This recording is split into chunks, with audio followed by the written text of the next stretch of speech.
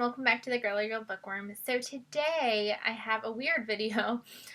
This video is about the books that I recommended to my brother-in-law during quarantine. So we went on a distance walk with my brother-in-law and my mother-in-law about a week or so ago, and he asked me, Nicole, you read, what should I read?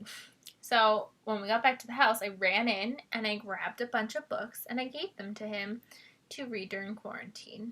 So these were just random books that I grabbed very quickly. I'm trying to think. So I knew he liked Ready Player One. Did he like The Martian? No, that was Patrick's other brother. So I knew I wanted to pick things that he would potentially like. So I didn't want to just bombard him with things that he wouldn't like. Obviously, he wouldn't like my romance books and things. So I was trying to figure out, I didn't want to just go crazy and just give him thrillers. So I tried to give him a variety of things.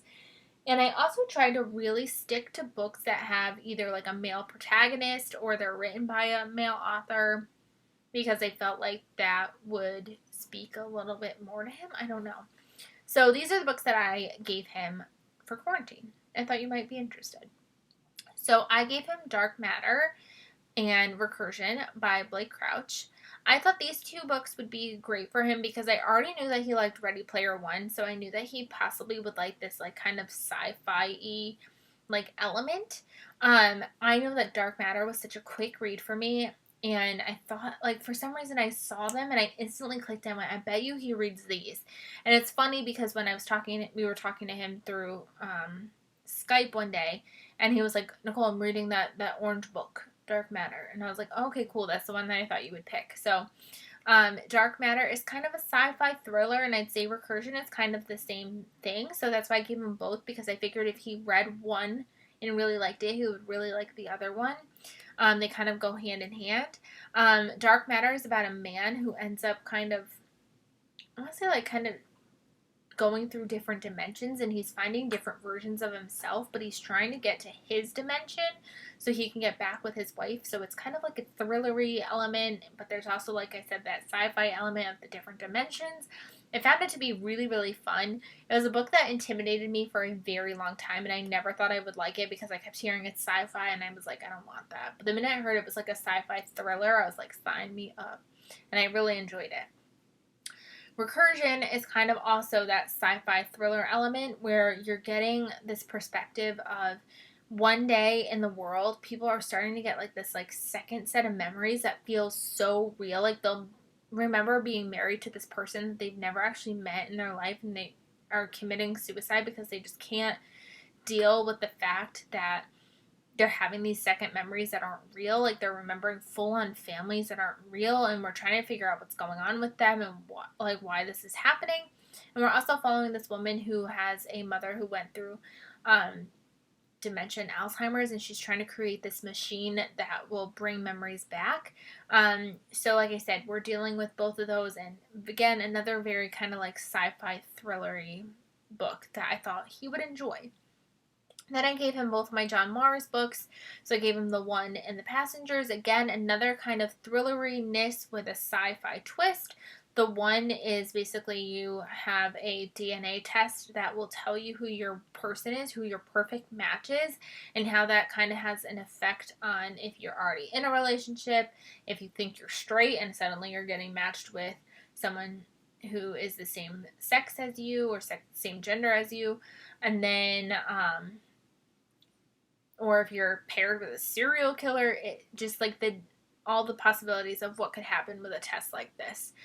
And then The Passengers is about these 5 people who end up in these self-driving cars because that's how people get transported at that point. Everybody's in self-driving cars, except these self-driven cars suddenly take over, and they have a final destination in mind for these 5 cars, and we're following along, and suddenly there's something on social media trying to be who should we blow up first? And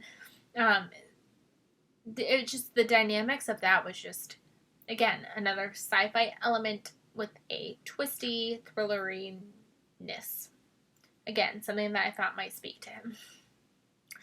Then I gave him the 7.5 Deaths of Evelyn Hardcastle because this just felt like a very Clue-like mystery closed room where it could just be a really fun read to read while you're kind of cooped in quarantine. This is about a man who is basically reliving all these lives trying to solve this mystery. He wakes up every morning in a different body in this like storyline. So one day he'll wake up as one person and he's still trying to figure out who killed Evelyn Hardcastle.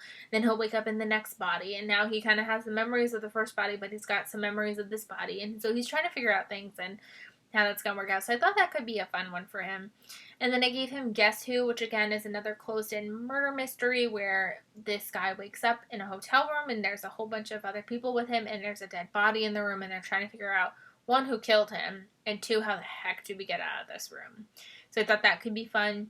I also gave him The Silent Patient because I just thought I was, like I said before, when I was trying to think of like male authors and male protagonists, it made me think of the psychologist in this. We're following a psychologist who is trying to get this woman who murdered her husband, who has not spoken, to speak.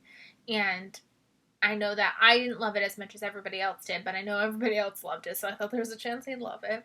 And then the last one that I gave him was The Holdout, which is a book that I just read in March and literally like handed it right to, like I felt like I finished it and handed it right over. This book is about a woman who is on a jury and she convinces her jury to say that this guy was innocent and that he didn't murder his student. And now it's 10 years later and they're doing a documentary and they're bringing the jury back together. And things obviously are being said, and suddenly there's a dead body in her room and eyes are turning to her. So now we're trying to solve both mysteries of like what happened in the past. Was that he really innocent? And what's going on now and who killed this person who's in her room? So I thought that was a really fun read, and I thought that he would enjoy that one as well. So those are the books that I recommended to him during quarantine. So I technically kind of recommend that to everybody else for quarantine. If you're looking for some fun and intriguing books, I highly recommend those. So yeah, I hope you enjoyed this random kind of video, and I will see you guys really soon. Bye, everybody.